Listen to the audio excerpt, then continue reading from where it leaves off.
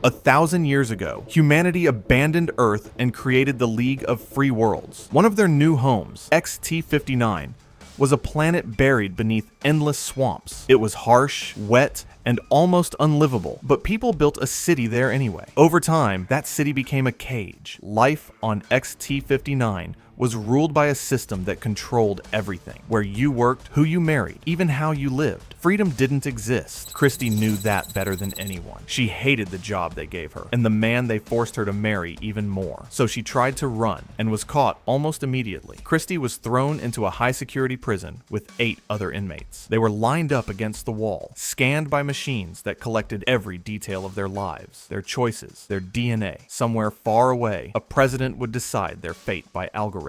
Then a 10th prisoner arrived, his face hidden under a dark hood. The captain in charge laughed coldly. He said he'd rather shoot them all, but the law didn't allow it. Instead, he offered a twisted kind of mercy, exile. They'd be released into the swamps. If they survived long enough to travel 300 kilometers east, they might reach the Islands of Happiness, a place rumored to offer freedom. But Christy had never heard of anyone making it that far. When the hood was finally removed, the prisoner revealed himself as Irvin. Before leaving, the guards dropped a box of supplies and warned them to vanish within an hour or be shot on sight. Then they reactivated the electric fence and left. Marilla, one of the prisoners, panicked and tried to run, but Christy stopped her. Irvin only laughed and suggested they introduce themselves. That's when they discovered one man, Just, had survived these swamps before. Their uneasy moment shattered when the ground trembled. A huge, branch-like creature rose from the mud, then disappeared again. Irvin called it a swore, a predator that hunted by sensing movement. When they opened the supply box, chaos erupted. Everyone fought for food and tools. Irvin stayed calm, taking only a knife. Just slammed the box shut and told them no one would survive unless they followed him. But Christy and Irvin refused. They were heading for the islands, whether they were real or not. Tensions flared when Just refused to share supplies. Irvin grabbed another prisoner by the throat, forcing Just to give in. Before leaving, Irvin traded all his food just to keep the box itself. The groups split. Just led his people one way, Irvin and Christy another. Christy wanted Marilla to come, but Irvin shook his head. She'll only slow us down, he said quietly. 2 people survive best. His tone was calm, too calm. Christy realized he'd thought this through long before anyone else. As they stepped into the fog, surrounded by endless swamp and the sound of unseen creatures, Christy began to wonder which was worse, the horrors waiting out there, or the man walking beside her. Irvin made Christy walk ahead of him. She was lighter, and her steps could reveal the deep, hidden swamps before either of them got trapped. A rope tied around her waist dragged the supply box behind her as they trudged through the mist. After hours of walking, Illa appeared out of the fog, asking to join them. She promised to share her supplies, but before Irvin could decide, gunfire erupted. Bullets tore through the air, forcing Irvin and Christy to dive behind the rocks. When the shots stopped, Illa stood unharmed. The shooter wasn't aiming for her, but for Irvin.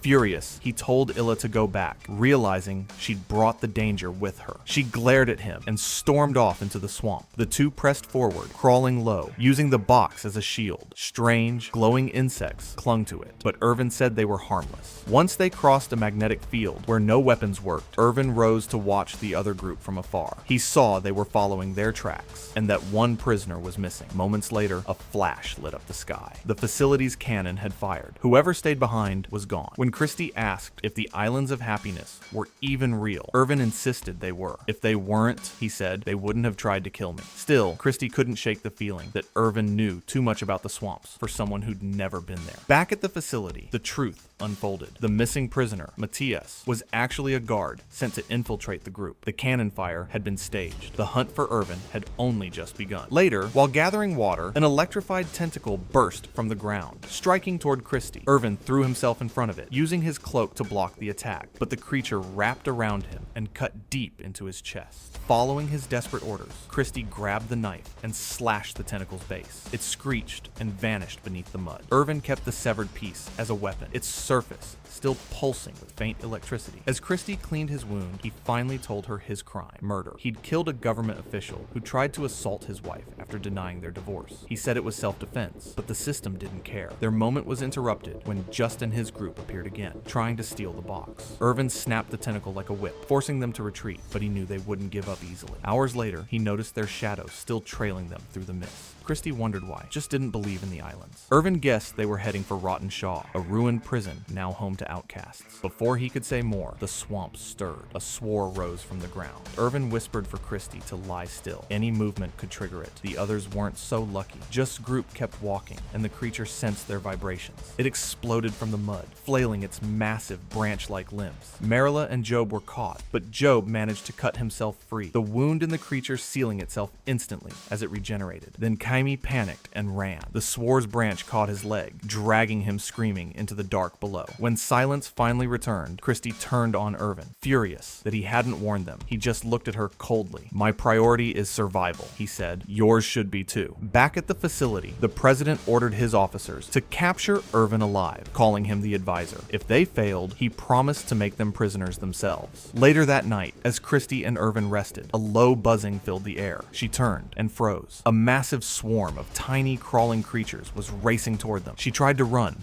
but Irvin yanked her back. When one leapt at them, he struck it with the electrified tentacle, sending sparks through the air. Then he pulled her into the box, slamming the lid shut as the swarm closed in around them. The creature slammed against the box, shaking it so violently that Christy thought it would shatter. She held her breath, gripping Irvin's arm as the monster stomped and hissed outside. But the box held strong, protecting them until the noise finally faded into silence. When it was safe, they climbed out, leaving the battered box behind and pushing deeper into the swamps. The ground was soft and treacherous, every step a test. Using sticks, they checked the mud ahead before moving, careful not to sink. Behind them, Just's group struggled to keep up. Marilla could barely walk, but Just still called for a rest. Illa protested, furious that they were losing Irvin's trail, but Just ignored her. In anger, she cut herself free from the group's rope and stormed away. When Just chased after her, he slipped into a swamp pit. As he begged for help, Illa only laughed. Zab tried to rescue him, but Layla stopped him, saying Irvin was a presidential advisor, their only real chance of survival. Most agreed and followed Illa, leaving Just behind with only Jan to help him out. That night, Irvin caught a handful of swamp insects and ate them raw, telling Christy to do the same if she wanted to survive. Disgusted but starving, she obeyed. Then, Irvin finally told her the truth. He had been a presidential advisor, arrested for trying to expose the system's corruption. He'd turned himself in on purpose, knowing that without him, the regime would collapse. Back at the facility, his plan was already working. The system was failing, communications were down, and no one could fix it, because only Irvin knew how. Meanwhile, Layla's group spotted two shapes in the mist and thought they'd found Irvin and Christy, but they weren't. They were two prisoners who had survived for years by turning into cannibals. They attacked immediately, dragging Marilla away as the others ran for their lives. From a distance, Christy heard Marilla's screams echo through the fog. She tried to go back, but Irvin held her back, saying it was too dangerous. The screams stopped suddenly, replaced by silence. Shaken, Christy whispered, "Who could create something this cruel?" Irvin looked away. "I did," he said. She stared at him in disbelief, calling him a monster. But Irvin only replied that no one protested when the exile system was created, that everyone shared the blame. Furious, Christy accused him of waking up too late, of trying to fix what he'd already destroyed. Overcome with guilt, Irvin ran out into the swamp, screaming into the night, begging the creatures to take him. None came. Even the monsters ignored him. Defeated, he returned, and quietly promised to guide Christy to the islands. Still bitter, she revealed that the captain had offered her freedom if she killed him, but she refused. Not far away, just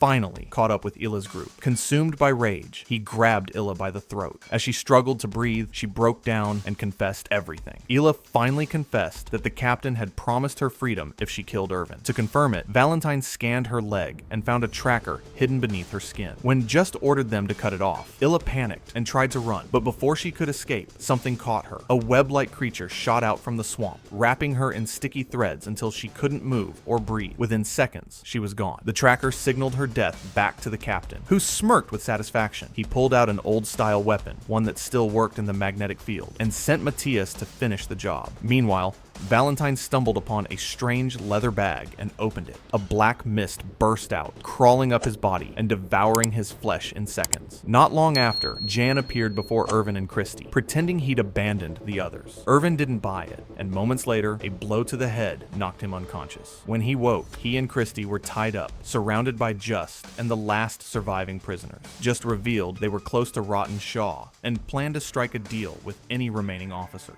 Irvin begged Christy to leave him, but she refused and kissed him before Just carried him away. Inside Rotten Shaw, Matthias and two guards were already there, executing prisoners and searching for Irvin. Suddenly, a crossbow bolt flew from the shadows, killing one of the guards. Chaos erupted. Outside, Job stumbled upon a massive swamp creature that attacked and dragged an officer underground, his weapon firing wildly and wounding Job's shoulder in the chaos. Through a hidden tunnel, Just and Irvin entered Rotten Shaw. Just hid Irvin and went to negotiate with Matthias, handing him his weapon as a sign of good faith. But Matthias betrayed him, using a scanner to locate Irvin. When Just realized it, he tried to shoot, but his gun was empty. Matthias fired twice, dropping him to the floor. Believing Irvin was behind a curtain, Matthias opened fire, only to find Jan and Christy instead. He killed Jan and took Christy hostage, demanding Irvin reveal himself. At that moment, Job appeared, armed and ready. He found Irvin, and together they formed a desperate plan. Irvin stepped out, offering to surrender in exchange for Christy's safety. Matthias released her, but before Job could fire, Just, barely alive, appeared behind Matthias and drove a knife into his skull, ending it all. As Matthias collapsed, his finger pulled the trigger one last time. The shot struck Christy, but instead of piercing her, the dart released a sedative. Relieved she wasn't fatally hit, Irvin rushed to her side. Turning to Just, who was bleeding heavily, Irvin thanked him for everything. Just, barely conscious, asked for Matthias's poison capsule. Irvin handed it over, allowing him a peaceful death. Later, Irvin, Christy, and Job finally reached the coast. From a distance, they spotted what looked like small islands scattered across the sea. But as Irvin watched closely, he realized they weren't islands at all. They were fragments of swamp mat, floating and shifting with the waves. The trio climbed onto one and used sticks to push themselves away from the shore, praying it would carry them to freedom. Back at the facility, the president furiously scolded the captain for his repeated failures, just as the system began to collapse again. Desperate, the captain sent another officer after Irvin, hoping to capture him before total failure. Meanwhile, Job's wound worsened. Knowing he wouldn't survive, he whispered goodbye and leapt into the sea, where a creature dragged him beneath the waves. Hours later, an aircraft found Christy and Irvin, but before it could capture them, the system crashed once more. The aircraft lost control and plunged into the ocean. Watching it sink, Irvin and Christy realized his plan had worked. The corrupt government system was